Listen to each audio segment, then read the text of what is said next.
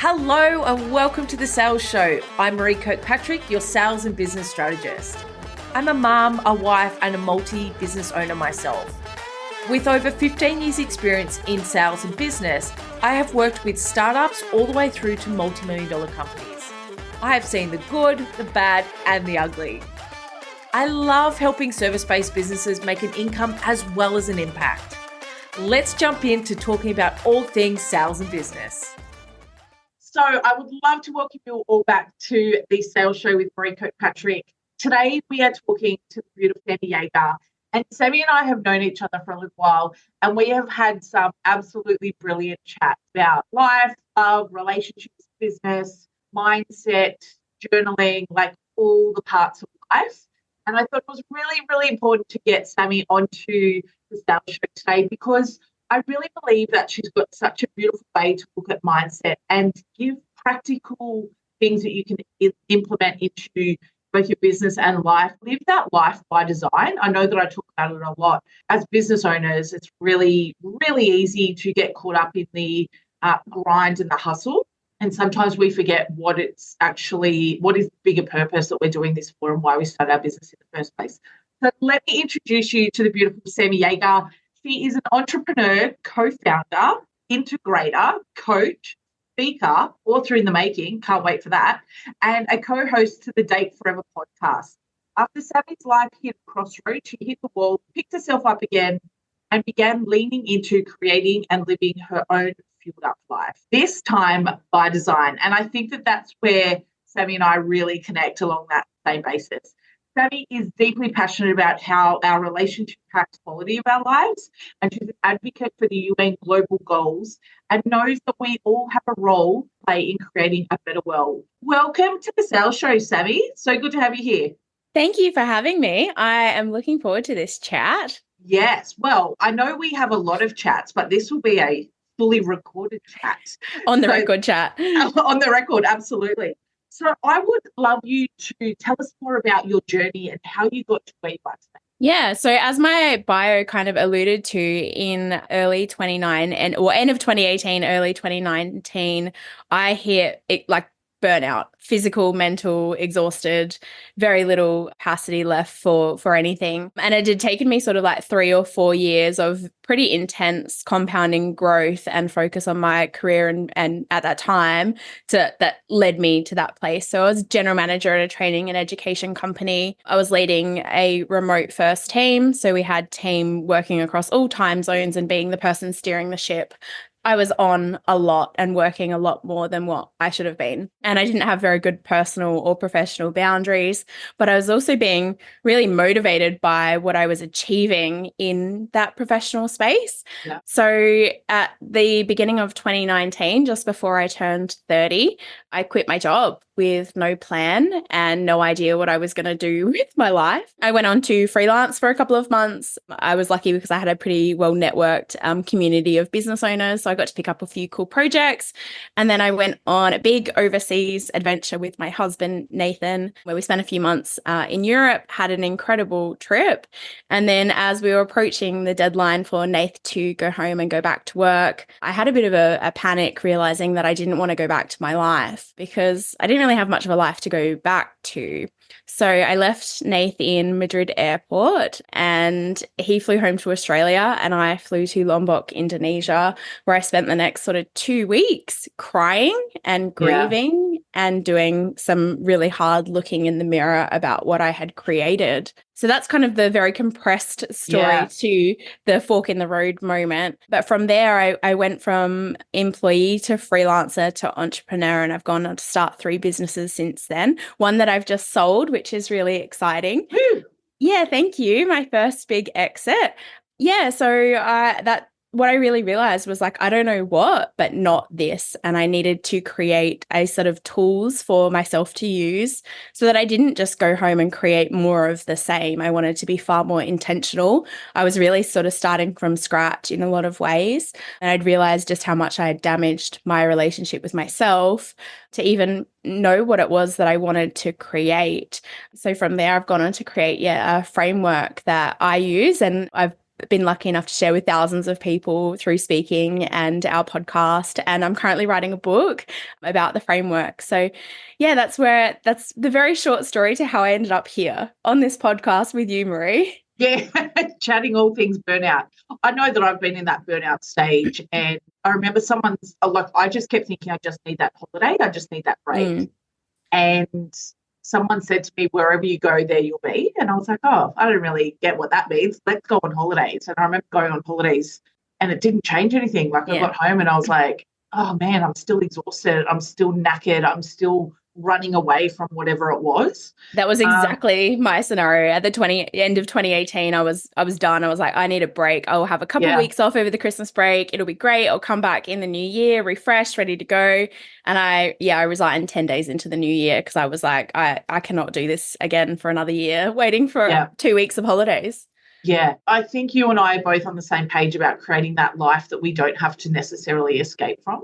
It's about having all elements of our life in tune, aligned, and on track to where we're going, and purposefully on track, not just letting other people decide what that looks like.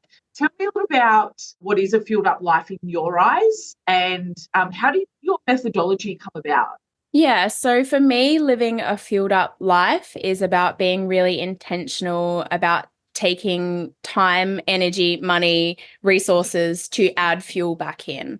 So for me, there are 8 specific tanks that need fuel, and I now have a lot of awareness that if I neglect 1 or 2 of them, they will start to run empty. If I don't ever make a deposit into the bank account and I continue to withdraw, it's the same idea. If I drive my car for forever without ever stopping to put fuel in, it'll break down on the side of the road. And recognizing that me and my life are the same. If I don't ever stop to put fuel into my different tanks, I will hit empty. And if anyone has experienced burnout or even got close to it, you probably know or can recognize it. It's not somewhere that you want to go back to. Because I wasn't just like a little bit tired or a little bit exhausted. Like I couldn't function properly. I was highly stressed. I wasn't sleeping. I'd ended up in hospital a couple of times with testing for all the things and not finding anything. Yeah. Proper clinical burnout. So for me, those 8 fuel tanks, I already mentioned one of them was my relationship with myself. So acknowledging that sets the tone for every other relationship that I have. And without a really strong footing in that relationship, I'm not going to be able to show up and serve my marriage or my relationship with my friends or my family, or in some cases, people might have that with their kids or clients or stakeholders, whatever that might be. So first one, my relationship with myself. Tank number 2, my romantic relationship. So that's luckily for me, that's my husband, Nathan. Tank number 3, relationships and network. So the people that we surround ourselves with. Tank number 4, our humming household. Tank number 5, career and business. Tank number 6, wealth and lifestyle. Tank number 7, the world. And tank number 8, the future. So I live pretty purposefully to these 8 now, and I set annual goals around all 8 of these fuel tanks, and then I check them at least once a month, and then I check in seasonally at the change of the seasons on that annual plan and those annual goals around those 8 different tanks. And for me, that's what creates my fueled up life, is the ability to notice pretty quickly when one of my tanks needs fuel. Yeah, absolutely. I've always said that I don't want to be a highly successful winner with a broken marriage or a broken relationship with my kids, or unfit and unhealthy and overweight. And I even remember getting to a stage where the only way I knew how to celebrate was with food and alcohol. So the more successful I got, the more weight I put on. And I was like, well, this isn't working. And the more out. booze you drank. Yeah, like, oh, we just had a big win. Let's go out and have a bottle of champagne and a really nice meal. And then you're like, well, why do I feel so sluggish and exhausted and brain fog and all that sort of stuff? So tell me, how do you feel like creating and living that fueled up life impacts a business owner and a sales growth perspective?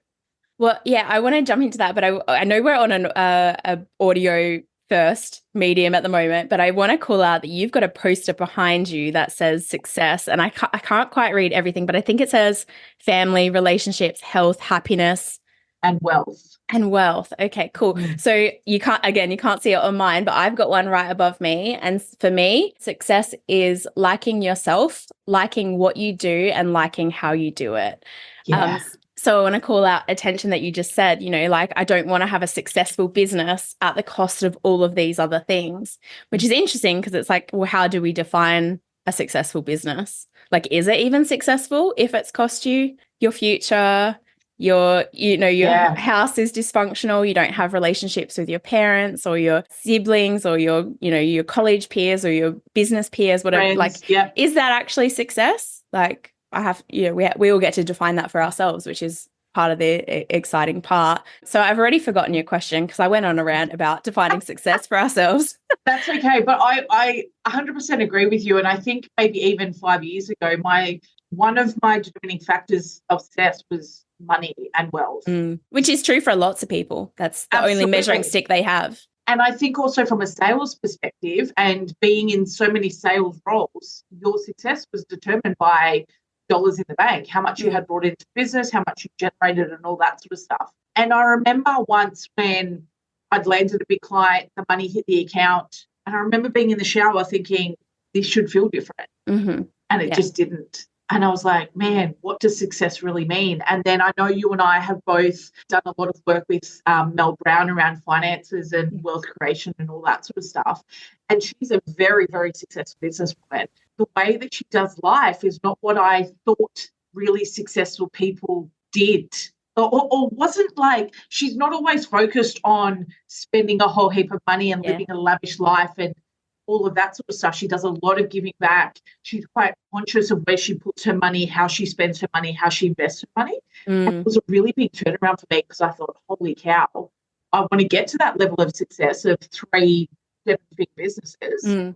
But I also, it's not what I thought it would be when I watched other people on the other side.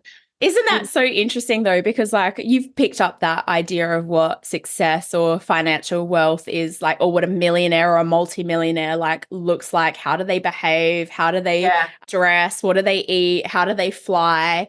How do they, or do all of those things? All of it. All of it. I picked this up. I think it's from Tim Ferriss, like around wealth. He might not be the originator of the quote, but it's where I first heard it is that to be wealthy, you can either desire less or earn more.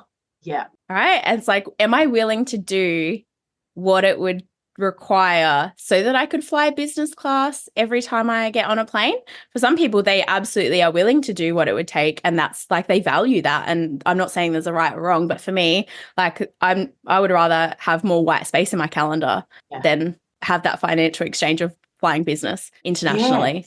It's really interesting. And as my wealth has increased, it's been interesting of what I thought beforehand, before that wealth came in, what I thought I would be spending money on versus what I actually truly value. And for me now, it's literally time with my kids, time with my husband, time out with myself. Like I've booked a staycation happening next weekend just for a little bit of like, I need to refuel my own tank at the moment. There's lots going on. So I find it really fascinating. So back to the question that I originally asked you was, how do you feel like creating and living that fueled up life helps business owners from a great growth and sales perspective? Okay, absolutely. So I think one of the things that getting clear about your fueled up life allows is clarity.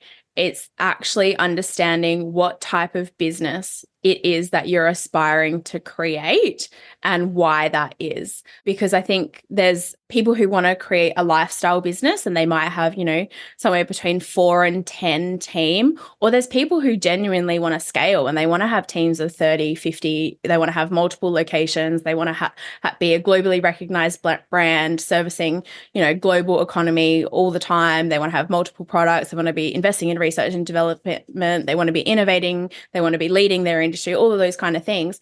And then there's people who are just like, no, I just want to work for myself. I want to have the freedom, the flexibility, that piece. So I think getting clear about what your fueled up life looks like outside of business. And like I said, one of those tanks is absolutely career and business, and recognizing that opportunities don't just happen. We create them. You can't hit your North Star if you don't know where it is. You don't know what it looks like. And what is growth for growth's sake? I think it's cancer. I think you end up building a business that maybe you didn't didn't want or wasn't actually going to meet your needs or your aspirations outside of that container? What about your other 7 fuel tanks? Yeah. I always say to people when I start working with them, it's great to want to increase your sales and grow your business, but what does that mean for you? Yeah. Like, what is that legacy? What does an extra 500K in your business look like? Not from a sitting in the bank, literally, what does it look like? Obviously know what figures on the screen look like, but I mean more, what does it mean for your life? What does it mean for the world around you? What is that bigger impact and income look like for you? Because for me, the people that I work with, it's not just about them getting filthy rich and fatter and all of that, and living that kind of luscious lifestyle. Yes, for some people, that's what they want. But for me, and it's taken me a while to get to this place, especially in business. I remember having a chat, if we go back to Mel Brown, I remember having a chat saying to her, what do I do with the profit in my business? She was like, whatever you want to do. And I was like, oh. And so it was kind of like permission, Marie. You can do whatever you want. You're the boss. But it was like, what do I really want more money for? What does that look like? What is that lifestyle? What is that bigger picture for me? And then once I knew that I was going to allocate profit to domestic violence shelters for women and all that sort of stuff, the drive was bigger because every new client that came on board, every dollar that came through the business was getting allocated somewhere, and it had such a big purpose. Yeah. So I think that's really sexy. I think that's really sexy.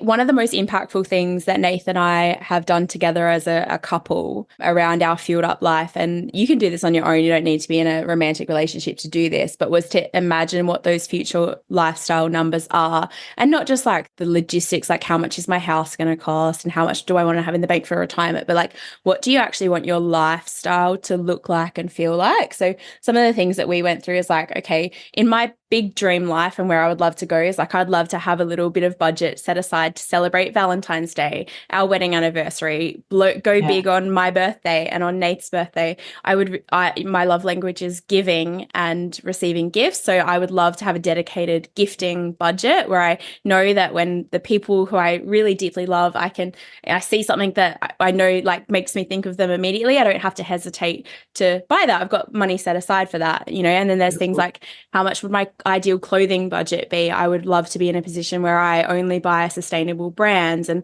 that's, that I can be a really conscious and ethical consumer in that way. And what would that genuinely cost? And how often would I like to buy a luxury handbag that's going to last me 10 years? Like the one that I currently carry every day, I've had for 10 years. For me, that was worth investing in. But like, what does that really look like? How much would I like to spend on education and personal development every year? How much would I like to spend on travel, and what type of travel, and how many trips?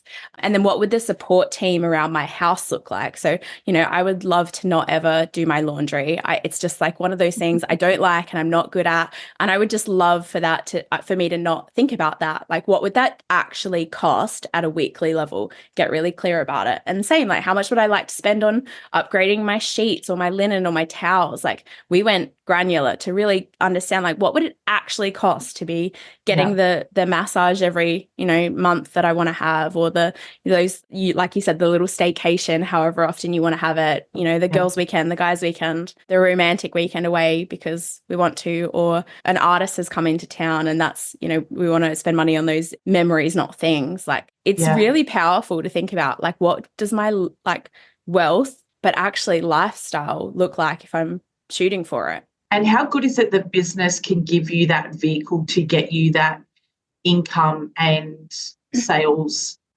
I remember when I worked in corporate many, many, many, many years ago, and I used to be so driven by being able to increase my income. And so that would come through bonuses and commissions and stuff like that. But now as a business owner, it's literally me in the driving seat that decides how much I get to earn. Yeah. And the ability to be able to help more people scale their business without restriction, without losing that love of their business, the lifestyle and all that sort of stuff as well. Which is super interesting to compare. So you and I are both business owners and entrepreneurial spirit. Like, I really am going to have a portfolio career. I'm always going to have a few different balls in the air.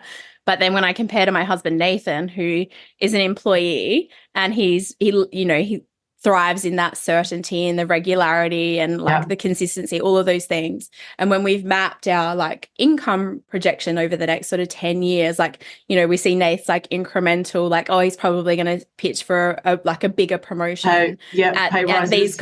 and these little incremental pay rises. And, you know, at this kind of level, he'll probably qualify for some of the bonuses and those kind of things. But then mine has got like, you know, 12 different line items of like, well, I'm probably going to make some money consulting. I'm probably going to make some money on a board. I'm definitely going to make some dividends from this business. You know, I'm going to make some money from private coaching. I'm going to get some sponsorship for this. Like the line items just look so different. And it's, like that incremental versus like compounding kind of growth. And it's really exciting to be in control of that and deciding. Yeah. I love that sales as a skill set. I'm huge that it is such an empowering skill set, because once you know how to sell, you will never struggle for cash. But I say to my clients, if you are struggling from a cash flow perspective, what is it that you need to sell? Who do you need to serve? Who do you need to help? What do you need to put out there to increase that cash? And once they get the hang of it, it's like, oh, that was easier than what I thought it was. I was having a conversation with a lady the other day, and she was like, oh, I'm in that bit of a slump. I don't really know where I'm going, what I'm doing, what it is that I'm supposed to be helping people with from a business perspective. And I was like, okay, cool. Had a bit of a chat. Less than a month later, she has generated nearly $4,000. She's gone from like, I don't know what I'm doing, no money, to, oh yeah, nearly $4,000. Making some liquid. I love that. And I it's part of why I resonate with you, because you want to get money into the hands of women, and there's this skills gap thing where they have the technical capability to create transformations, but not necessarily the ability to communicate and sell it in the market, which is definitely something I could absolutely work on. But I think the step before that is that relationship with self thing that I was talking about, is like the true stepping into and owning, like, I am worthy of putting that offer out there. I know my shit. I believe in myself. I believe in my ability to transform that for those clients. And people are always going to struggle with that self-worth piece or the selling thing if they don't believe the first part. Yes. And same with pricing and stuff like that too. There's a lot of pricing strategies that I teach. But at the end of the day, if I'm sitting there saying to you, you should be charging $5,000 for that, and you don't believe it in your body, you can't get your mind across it, you can't get your head around it. You don't feel like it's worth it, or you wouldn't pay it. Yeah, absolutely. People will really struggle to show that value, or you'll see them stumble over their words and their pricing and stuff like that. What I love is seeing people get to that stage of me working with them of, wow, like, this is too freaking cheap. And this is a freaking bargain. Like, people, I should increase my rates. Yeah, people are stupid if they don't buy this. And so for me, it's like, that's where you want to be. It's like, I know that for every single person that I come in contact with, my goal, whether they work with me or not, is to move them at least 1 or 2 steps. Yeah. What advice, what tip, what strategy, what idea can I give them that makes them go, oh yeah, maybe that's a better way to do things. And I had this like really lived experience of this recently, because like I mentioned earlier, I made that transition from employee into freelancer, and then from freelancer to actually like a grown-up business owner. But I was recently looking back at some of my freelancing projects that I did in that first stage, and how I was like giving stuff away for free, man. Like how deeply I undervalued the output, but also myself. Like, I just did not have the confidence or understanding of what my skills, capability, the mountain of knowledge and value that I was standing on, let alone how to communicate it to a client. Like, they got very lucky. Like the people that I worked with in that first year, like, got some bargains. Oh, I hear you. Even when I look back on like old invoices or old packages that I put together, and I was like, that's embarrassing how cheap I sold myself. Yeah, but how good is it for those people that kind of got us in that early stage? Like, they would be, party time. But there's also merit in that, right? Like, I learned a lot about like how I like to deliver, what I like to deliver, the types of clients that I do want to work on, the length of projects that I like to work on, the size of companies that I like to work with, that I probably wouldn't have figured out if I wasn't, do a bit of spaghetti at the wall kind of approach. Yeah. I think life's too short to be working with people that you don't enjoy working with. And I know when I say that to people, I think a lot of people are like, oh, that's just the sales chick saying that. Yeah. No, that's like my success definition part, like liking what you do and how you do it, like, and who you do it with. Life is way too short to be working with Muppets. And what I also realized was if I wasn't working with people that I enjoyed working with, then other parts of my life would take a hit on that. So my health, my energy levels, my relationships with my kids, my husband, because I'd be like, oh, I'm so exhausted from that vampire energy of like, these people don't light me up. They don't excite me. I'm not in it. Yeah. Where now I feel like I'm one of those little puppy dogs that's like, can't wait to hang out with your clients. Yeah, gets to prance down the street with a little waggly towel and my tongue out going, I can't believe I get to do this for real life, you know. Yeah. How good. But I think that's, well, there's like there's trust yourself to say no to those things. And that can be the mindset piece of staying in abundance. And that I think like to think of myself as being a nice balance of like quite pragmatic and looking at the numbers, but then also a little bit woo-woo with the universe and trusting that, you know, if I fill my calendar to the brim with clients that are wrong, how on earth am I ever going to fit the right one in there? So there does have to be white space, and that can be really scary, like to dip into that like scarcity. And that's really common for like any kind of, you know, entrepreneur, freelancing, self-employed, like that feast and famine kind of roller coaster that you can end up on.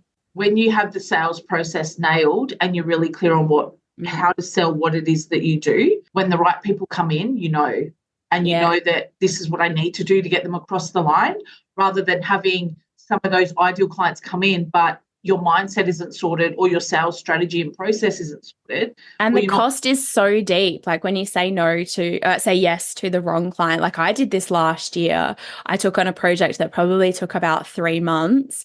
Yeah, I made some money, but it hurt me and so many of my other tanks in the process. And I like, it was only about a week or so after the project had ended, I actually had a panic attack, and I've only had a couple of those in my life. And I didn't connect it to that client at the time, but it was definitely something that contributed to like, oh, I've definitely gone astray from my own North Star here. I said yes to something that I shouldn't have. It's not my highest and best use anymore. I undercharged for it. I was resentful about it. The client was in a challenging time zone. Like there was just so many reasons why I should have said no. And I clearly had a dip into either trying to people please someone else who thought I should say yes to that, or maybe the scarcity mindset of like, oh, this is if I might not get offered a project like this again, or but it hurt so bad. And if I could go back and like whisper in my own ear, I'd just be like, don't do it. Please don't do it. What tips or advice would you give to people when they have those moments of scarcity or that kind of challenge comes up of like, how am I going to like, why can't I just take everyone at the moment and then I'll sort it out later? What would your advice or what? One of the best things I think you can do as an entrepreneur is to build out your capacity plan. I've had the great pleasure of working with a lot of visionary orientated leaders and business owners and founders. And one of the common traits of people like that, and maybe as a listener, you might resonate and be like, yeah, I've got 100 ideas before breakfast, is that you're often very optimistic about what you can achieve in a short period of time and almost underestimate what you can achieve in a long period of time. So there's got to be a way to calibrate your optimism with the reality. And that's a very different skill set, which is why we often talk about fast growth or entrepreneurial companies needing 2 types of leaders, like the visionary and the integrator, the big picture thinker and the small picture thinker.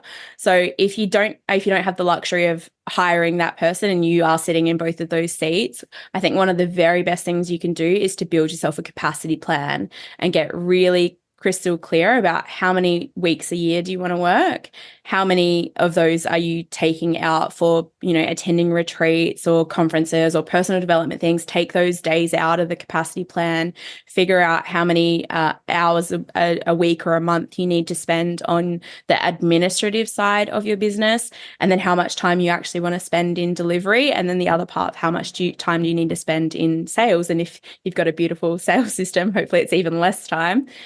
But then get really clear about your capacity and what you can genuinely say yes to, what you can say no to. And it can be a tedious thing to build, but once you've built that asset for yourself, you'll use it again and again and again. And it will help you sense check, how much is my day rate actually? What's it actually working out to? How many hours, like, am I quoting this proposal and then ending up that I may as well have worked at McDonald's, which I've definitely done to myself multiple times, like where I would have been better off in a minimum wage project, but without being confronted by your own capacity and your own card hold facts about how much time you have. Like, we all have 24 hours in a day. You cannot negotiate your way to 25 hours or 26 hours. Sure, you can optimize some things and make things more efficient, but you still have the same 24 hours. And how many of those do you actually want to use in a day, week, month, quarter? And I think that's part of like the fueled up life, is getting really, really clear about not necessarily what your perfect day looks like, but what does your perfect quarter look like over 12 weeks? Like, how often are you exercising? How often are you having sex? How often are you going on dates? How often are you spending time with your kids? How many solo dates are you going on? What projects have you worked on that are just purely for your soul and that contribution to the world? Like you talked about those domestic violence shelters. Like, is that something that you'd be happy to do once a year and spend a couple of hours or a day, or is that something you want to do quarterly? And get really clear about that, and then reverse engineer the capacity plan. And then you can get clear on how much you need to sell and by when. That was going to be my other thing when I talk to people and they'll be like, I want to be earning 100 grand or 200 grand a year in their business. I'm like, great. How many hours have we got available? What are you selling? How much are you selling it for? So you need to be able to sell 20, 30, 50 of this package. And then I'm like, but if it takes 10 hours a month to deliver that, how many can you actually deliver? It's not going to be feasible. So I love that. Perfect. And so tell me how you feel like the relationship with yourself impacts people from a business perspective. I think one of the things that it has felt very, very true for me is that the stronger I have been in my own relationship with self and certainty of valuing my time, my money, my energy, my expertise, has been how easy it is to set and hold boundaries with clients, with team, with the market as a whole. Yeah, I think that's definitely something that's when I've been unsure or wavering in my own self-worth, then I've let other things slip, like compromising on over-delivering on something that I sold, those types of things. Yep. Adding things to packages that weren't in there in the first place. Yeah, or responding to queries or in an unreasonable time frame or outside of hours, or all of those kind of things, like not holding strong on when I am or aren't available, those kind of, or adding in extra project meetings or whatever the delivery scenario might be to a client. But then also like commitments with myself, like if I've said, I'm going to carve out Friday morning to go have a surf and then a clarity break, take myself a coffee and do some journaling. And then my relationship with myself is wavered, which is when I probably need that thing the most. Then I know that I'm probably at most at risk of giving that, few hours up. Like, so it's kind of, for me, I've found that when I've let a couple of things erode out of what I know I need to add fuel to my tank, then I'm more at risk of letting more things fall out and then it getting emptier and emptier and emptier. And then you're in the cycle of burnout, right? Yeah. And then I start compromising boundaries and over delivering and undercharging and so it continues. And what if people are listening to this thinking, I'm feeling exhausted? Maybe I'm not at that complete burnout stage, but I know I'm sitting in that what I call the meh stage. Like, it's all right. Life's a bit terrible. Hard. I'm tired. I'm not energized by anything. What would you tell them to be doing? Sometimes that's a worse state to be in than when things are actually on fire, because when things are like, I don't know if I can swear, Marie, but when things are proper fucked, like you are in enough pain to make change. When you're in the like little bit of discomfort, it's why you see people stay in jobs that they're like, it's all right, it pays the bills, or like the relationship's like, yeah, things are okay, like, but it's not good enough that you're raving about it, and it's not bad enough to motivate change. So I think that's kind of like the meh stage is actually quite dangerous to be in. But what I would invite is to go and do a tank check, because sometimes we're like, oh yeah, I feel a bit shit, maybe I need to go on a little staycation and spend, go get a massage and maybe do some retail therapy or whatever your love language for yourself is, when in reality, the thing that you actually need is to sit down and build that capacity plan. And that would actually add a lot more fuel to your career and business and your wealth and lifestyle, and maybe even your humming household tanks. But it's not maybe where you go to. You don't realize that that's actually where you need the fuel, which is why for me, this tool is so helpful, because I can ask myself with a lot of ease, like, which tank actually needs fuel?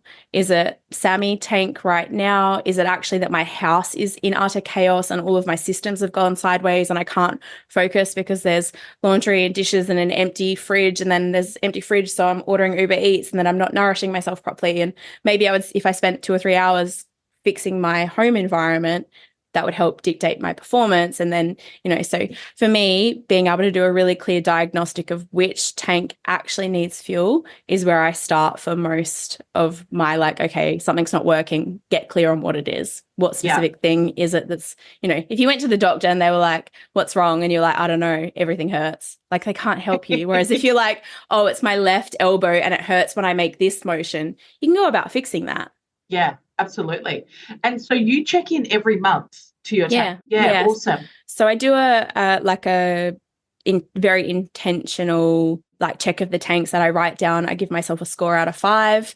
My husband Nathan and I do this together, and then we compare our tanks that we share. So like our humming household, we live together. We are romantic partners, but we're also housemates and we're also business partners.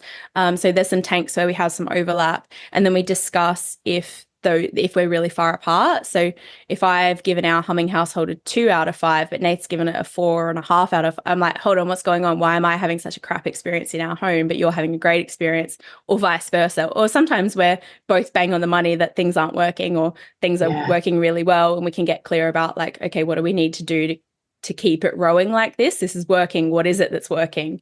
And examine like the success as well as the gaps. Yeah, so I do it very intentionally every month. But if I find myself like a bit flustered and I'm like, one of the telltale signs for me is if I've got free time and I'm not quite sure how I want to use it, that generally is like, oh, okay, it's not obvious to me what's working or what's not. So then I can just do a quick check. It's a bit like the Savasana sort of idea in yoga, to do the top of the head, down your shoulders, down your arms, down your abdomen, down your legs, down your toes, all the way, full body scan. And you probably find out that most of you feels pretty good. And it's only 1 or 2 things that maybe have had you off kilter thinking that things are far worse than they are. So I just use it as a diagnostic tool whenever I'm feeling a bit misaligned. I love that. I've spoken to a lot of women, whether they're in business or corporate jobs or just other jobs anyway, where they're like, the idea of sitting down and taking time out and doing nothing. And even I know this sounds a bit ridiculous, but I saw an episode of Bluey the other day that my little one was watching, and the mum was struggling to go and unwind and relax. And so she opened a book up. She was like, okay, I'll read a book. Oh, no, I'll do this first. And then she kind of was in that. And I see so many women do it. It's like, oh, I so relate to that. Struggle. Yeah. I think there's like so many parts of that. And that's definitely a big part that was going on for me when I was overworking in that job. General manager, I had a lot on my plate, but I also took on a lot that was probably not mine to hold, especially not to the depth that I was holding it, because I was getting a lot of validation and worth and gold stars from being needed. And being given the like recognition, oh yeah, I did a great job with that. Because the thing was, I was doing a really good job at my job, and I was getting incredible feedback from my team, our clients. Like, we were making gain on gain, like financially leading the business, but it was costing me in every other area of my life. Like, and I'd just let things like baking for the joy of baking just stop. And then I was like, well, I'll just go and buy the cake rather than bake the cake, when it was never about the cake. It was about like, that's a creative outlet, and that's something I enjoy doing, and that's time for myself. And, I'd fallen into that trap of everything needing to be productive and efficient and output, and measuring my worth on what I was outwardly achieving. And that can be such a hard thing to break. And it was for me. It was really hard. But the first step was like drawing some awareness and attention to like, oh, hey, why don't you like being on your own without stimulus? What's that about?